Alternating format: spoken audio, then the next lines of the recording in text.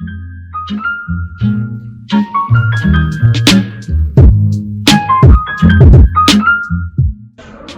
everyone, this is Nikita Nambiar from the Mind Matters magazine team, and a few weeks ago I spoke with Dr.Radhika Manohar. Dr. Radhika is a consultant neurophysiologist and the director of neurophysiology and neuromuscular division at the Mazumdar Shah Medical Center, Narayana Health City. Her fields of expertise include clinical neurophysiology, neuromuscular disorders and epilepsy, invasive stereotactic EEG evaluation for epilepsy surgery, and single fiber EMG for the evaluation of NMJ disorders. NMJ disorders are neuromuscular junction disorders. Dr. Radhika and I spoke about how she got involved in her particular field of study, how students like us can get involved in the cognitive sciences, interesting developments in her field, as well as how we can keep our mind healthy and active during this lockdown period. So without further ado, let's move on to the video.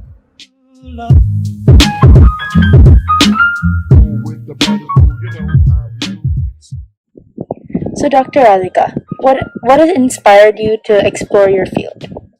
So I'm a neurologist. So how it all began was when I used to do medicine, when I studied for medicine, the whole anatomy of the nervous system or the neuraxis starts from the top of the brain, top of the head, goes all the way down to the tips of your fingers and your toes.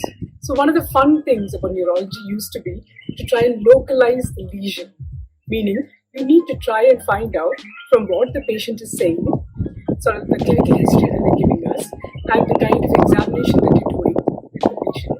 You need to try and find out where exactly the problem might be before you can go ahead and do any more investigations. So this is what we call localizing the lesion, and it was a bit like detective work, which is what really endeared me to the specialty.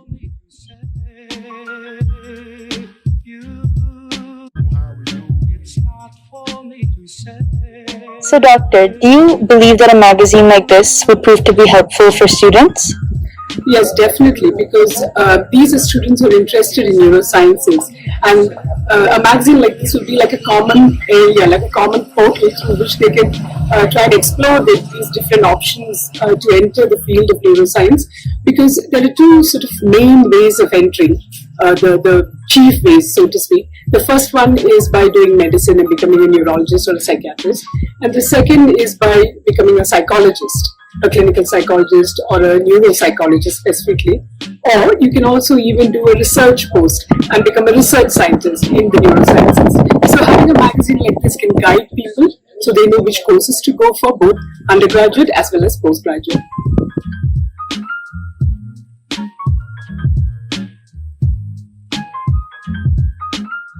Could you explain to us an advancement in your field of study that is changing the way that we look at things? So one of the areas of my interest, specific interest, is epilepsy. So epilepsy is a condition where people have very large numbers of what we call seizures, involuntary movements, which cause them to have injuries and affect the quality of life. And most epileptics are below the age of 30 years. So you have little children whose growth and development are affected by these constant seizures. So it's really important that we can try and find an answer to epilepsy, or at least a method by which we can control the seizures. So most of epilepsy is controlled by using medication. 70% we get good results with medication. But about 30% of the patients, a significant minority of the patients, we are unable to control the seizures. And one of the methods by which we do this is by removing a small part of the brain from which the seizures are coming. And I have a special interest in trying to identify which part of the brain these seizures are actually coming from. So these involve very advanced kind of technology, and there's a new technology in the last 10 to 15 years. It's called stereo EEG, whereby neurosurgeons place these electrodes specifically in different parts of the brain, especially hard to reach parts of the brain, in the center of the brain, in areas called the thalamus, which is the most recent advance that has appeared in the last 2019-2020. And then they record seizures coming from these areas, and through there we can not only remove the small parts of the brain to reduce the seizure frequency, but we can also actually try and cauterize, in other words, use heat to destroy that small part of the brain to prevent the patient from having further seizures. Now, this really translates into a fantastic quality of life for the pediatric population, especially because you're looking at children who are having 10 to 12 seizures per day from the age of 2 or 3, and suddenly they're reduced, the seizures are reduced. They can go to school, they can develop normally and have a normal, sort of fantastic quality of life. So when you think about these patients with seizures coming from different parts of the brain, specific small parts of the brain, putting a stereo EEG electrode into a specific area takes a lot of expertise.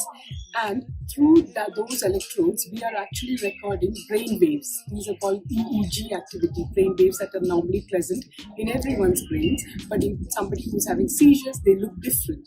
So we try and identify where these seizures are actually coming from, and then we try and take out that small part of the brain, either using open surgery where you open the skull, go and do what is known as a craniotomy, that's what the neurosurgeons will do, and take away that part of the brain after making sure that they're not taking the more essential parts of the brain out, like the ones that control a function in your hand or your leg or your tongue or your speech. So that they are careful when they do that, but then they take these small parts of the brain out. But what now we're trying to do in epilepsy is trying to do something called neurostimulation, and artificial intelligence also plays a part in neurostimulation. So the idea is, this is an idea that's already been there in Parkinson's disease for maybe 20 plus years. It's called deep brain stimulation, and this is the same idea that we're trying to bring into our epilepsy patients, the ones that we cannot take parts of the brain out. Because there are some parts of the brain that are very close to functional areas of the brain, the parts of the brain that help you move your hand or your leg or the speech. So you don't want to make the patient worse. So you would leave those parts of the brain and try and stimulate different areas of the brain to try and control their seizures.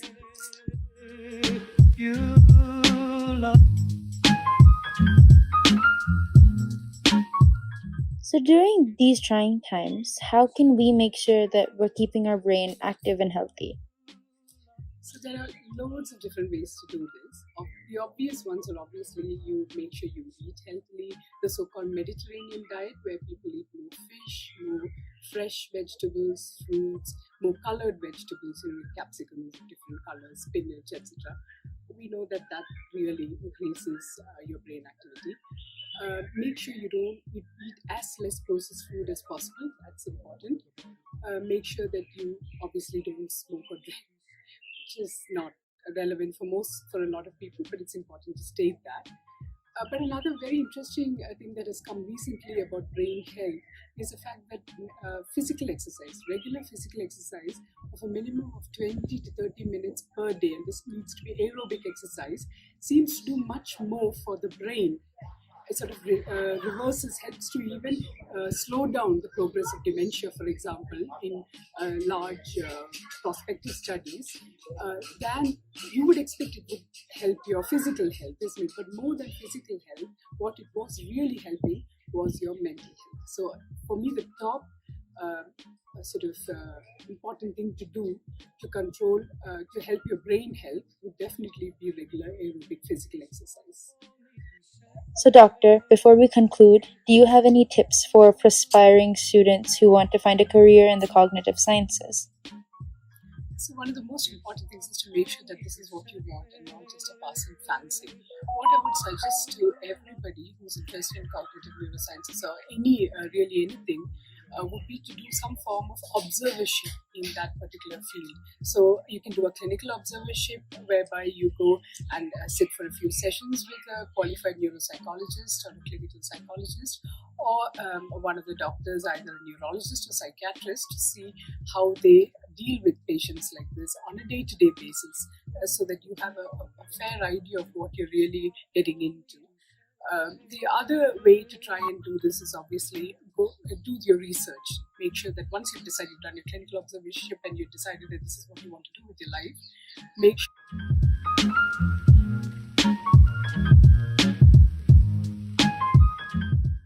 as to how to take this forward. What's available around your area where you live? What are the undergraduate courses available nationally, internationally? Which ones would you be interested in doing? And then also look at the subjects that they follow. So like I said, there are two main pathways into this. One is via doing a basic medical degree, and then going into neurology, following which you can become a clinical neurophysiologist, which is essentially what I am.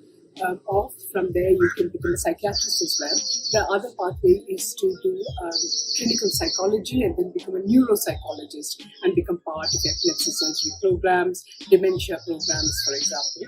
Another less sort of ventured path would be to do a sort of basic neuroscience degree and then become what is known as a research scientist. So you do your PhD and then continue, but that would be more in terms of research and not necessarily have that much patient contact, which a lot of people may not like. So you need to decide which way you want to go, whether you want to go the pure clinical way with a little bit of research or a pure research way with probably not much clinical.